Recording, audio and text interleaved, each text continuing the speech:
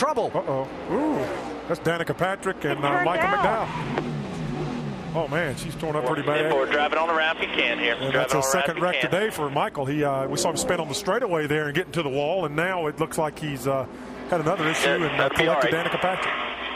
So caution out for the third time in this race, and some pretty heavy damage to the 7 car as swept up in a crash involving Michael McDowell and Danica Patrick with a machine that is really beaten up. It has been up pretty bad. I know Michael McDowell really wanting to run well for his sponsor Monte Carlo here in town, and they had a big to-do over there, and I know he was really wanting to do a good job for him, but that's a bent-up race car. I don't think he's going to get that one back out today. Have a look. What happens here? Go off down the corner. It looks like Michael's losing a little bit of speed.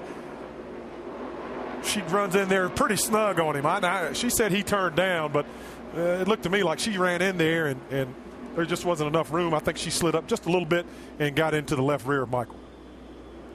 And they went for a ride. No turn signals on these cars. No, Judging baby. Intentions can be a little tough without hand signal out the window. May have just misjudged a little bit of distance there, closing distance. On board. He's trying to go by him, and yeah, he does turn down just a little bit, but they're going into the corner, so he has to make the arc. And you see the rubbered up part right there on the bottom of the racetrack. That's where he was going, and it looks like she was trying to beat him to the punch. And they just collided, AB. Car ahead of me was just going really slow, and I caught him down the front straight, and he was just going slow, so I went to go underneath him as he drifted up to the wall, and then he turned down in, and I guess I probably should have seen all the tape on the left rear bumper and said I probably shouldn't be on the left rear bumper.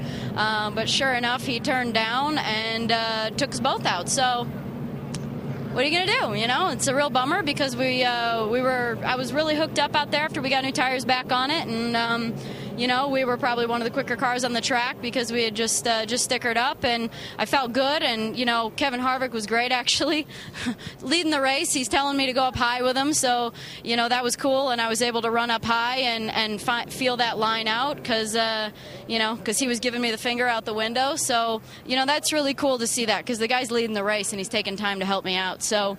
And the top line was good, so and I kept trying to remember what he said before the race, being driving into the corner. So I learned for sure.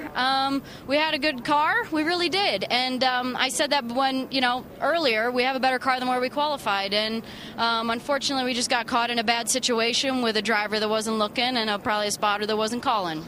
Well, it's a departure from Fontana where I pretty much just let out of it, and because I didn't feel comfortable, and I didn't feel like throwing it into the wall because I'm not a crasher.